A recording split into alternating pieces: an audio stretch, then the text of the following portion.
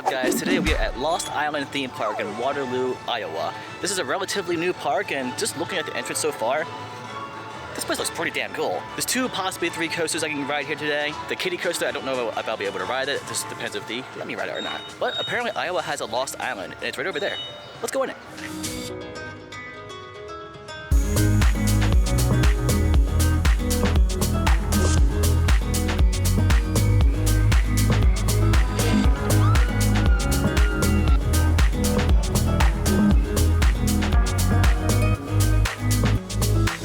For a while, I have had ridden all the intimate accelerators in the country until this opened, so let's reclaim that title.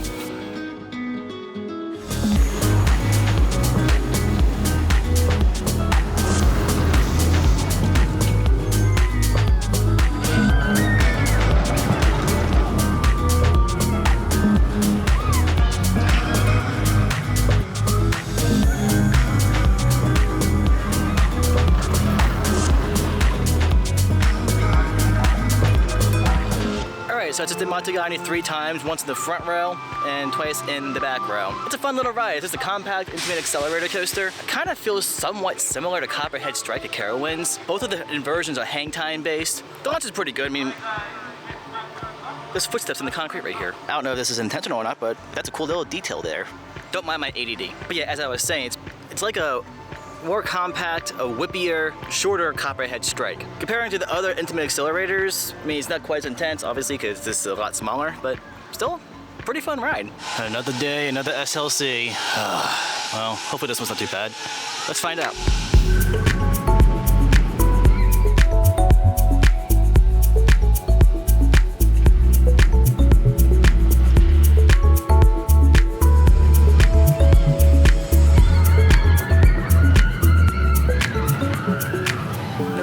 Hits an SLC, it's a thing. This one had a really bad jolt on the rollover inversion, especially in the front row. It was pretty jarring. But it was kind of cool that it had the extra helix at the end. I never ridden an SLC that had the extra helix at the end. Ooh, they got one of these things. I'm gonna do that next.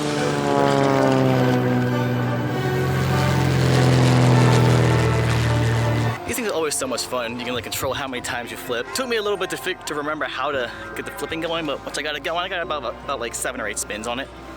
A lot of fun. Which more parks had these things? All right, moment of truth. Will they let me ride the kiddie coaster here? Let's find out.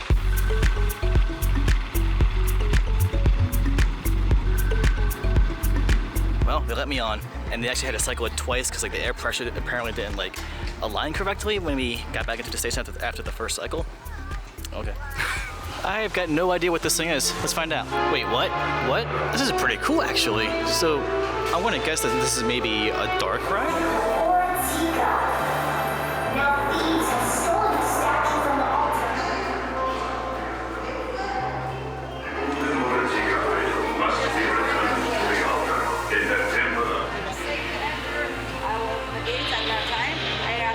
Step into your vehicle. Okay, that was really, really cool. I was not expecting a park like this to have a trackless ride and have a ride that was that well themed. It was a 4D trackless ride, like a shooter game too, and it had like 40 screens and animatronics in it. That's probably the biggest surprise of the day, honestly. I was not expecting something like that at this park at all.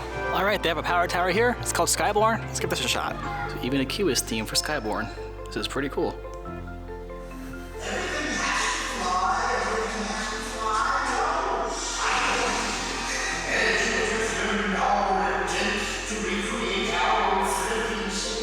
I don't think I've ever seen an SNS freefall have a pre-show before, or that much like queue theming too. This park really put a lot of effort into the theming of everything here. I'm very impressed by that. The ride itself for me is not the greatest freefall, but the view is nice at least. Alright, so we know that a Ride Guy vlog is never complete until we support our supports, but there's not really any supports I can legally reach. I'm not about to climb onto that and do that, so I guess Matagani, I will support you from afar.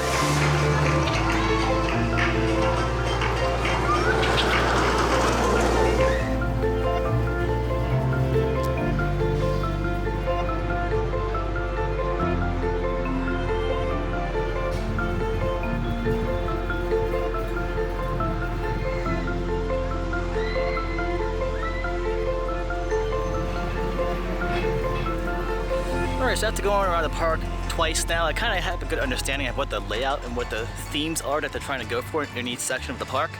So when I go to a park for the very first time, I don't do too much research into it. I just kind of want to take in everything, not know what to expect, and get my initial reactions from everything. So I didn't know that there were different sections of this park and different themes of it. So I'm going to take you around the park now and explain all the different themed areas of the park. Starting off with the entrance right here. So the entrance is like right over there. And while this section of the park is pretty well kept, it's pretty barren. There's not too much going on here. But the grass is not overgrown, it's freshly cut. Everything else is pretty well kept, but there's just not really much else going on. Like maybe they had some kind of water fountains, or maybe if some other rides or something else would be nice to add here. So after the main entrance of the park, which is also called the Aramatua area, the next section is the Mura area, which is kind of like fire or volcano themed. And let's take a look at this area. So Volcano, as I did earlier today, is like a 4D shooter dark ride, which is really cool, probably the biggest surprise of the day. The centerpiece of this section, which every section of the park seems to have a centerpiece to it, is this fountain exhibit. So I think that this is activated by putting your hands on these stones here. I'm not sure if I can do it or not, because it says the more hands you have, the better. Well, it says you need to have 2 hands, so let me put my camera down for a second. Let's see if I can get 2 hands and get something going here. Okay, I got one thing there.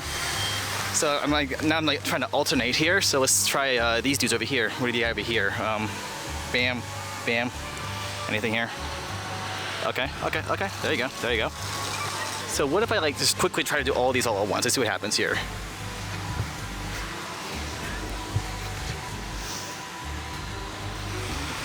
Anything? So it looks like it just only activated the last one I did. So I guess you need 4 people to get everything to go all at once, which I cannot do that on my own, sadly.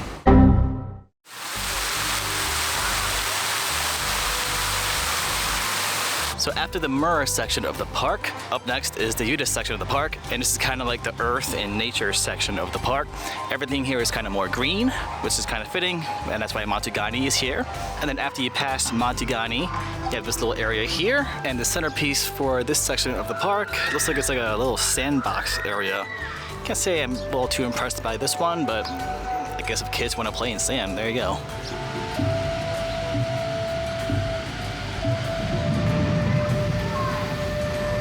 After the Yuta section of the park, or the Earth section of the park, you have the Awa section, and this is all water theme. So like at first glance, this ride doesn't look like anything special, but it looks like the boats are double-sided, and you can shoot at the opposing side. So whenever you're intersecting with another boat or crossing next to another boat, you fire at each other with water cannons. And the centerpiece for the water section of the park is this little fountain thing. This little ball of water looks pretty cool. And lots of fountains jumping around in various directions. If you want to get yourself wet or cool off, here's a good place to do it. So after the water section of the park, or the Awa section of the park, up next is the Udera section of the park, which is kind of like the wind or air themed area. So one other detail that I noticed when you're transitioning from one section of the park to another, on the footpaths, there's like little symbols indicating which section of the park you're coming from and which section you're going into, all color themed too. Small details like that I really appreciate. And a lot of the rides in this area are kind of themed to air or flying too. And in the centerpiece, you're gonna do a pedal thing which will spin these things. And you got pipes here, and I guess you take these little things here and you smack it. I guess that's a thing? Okay. So after the air section of the park, or Urudera, is Tamariki, which is like the kiddie section of the park, and it's kind of like flower themed. And then after the kiddie section, you are back to the main entrance of the park. And here it'll say some kind of compass, and it points in each direction of where each section of the park is. So you have the fire section there. Well, I guess that's a little bit off, but it's as close as you can get. Then the earth section over there, water there, air over there. And that's a tour of the entire park and all the theme sections that you have throughout the entire park. Now let's explore the park in montage style.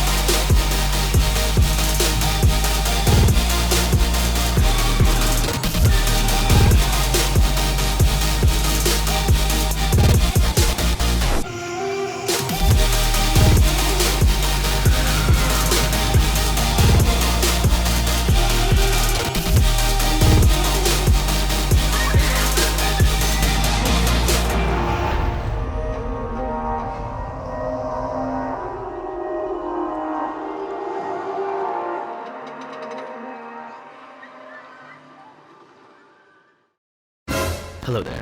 So while I was editing this video, I realized that I forgot to film an outro while I was at the park that day. So here we are. I really can't believe that this park is only in its second year of operation. They already have a solid flat ride collection, and the coaster collection, it ain't the greatest, but for being only 2 years old, you can't complain. Matagani was a very fun ride. Nupaku wasn't really quite my favorite, but it's an SLC, none of them ever are. There's so much potential for this park for them to grow and to become something so much bigger than what they are right now. I really hope that this park gets the attendance that it needs to really grow and thrive, because this could be something amazing. There's so much detail in the theming. It's just something that you don't see in many American amusement parks. It really felt like a European park. It did not feel like an American park. And I meant to say this in the vlog, but the staff at the park was fantastic. All of them were extremely nice. They were very engaging and just very welcoming. You could tell that a lot of the staff there just really enjoys their job. So if you're ever in the area for this park, you absolutely need to check this park out. Please give them the business. I really want to see this park thrive and become something amazing. It already is an amazing park. I just want to see them grow and thrive even more. So if you're watching this, visit this park. All right, Ride for Post, which I guess is me. Ride count right there.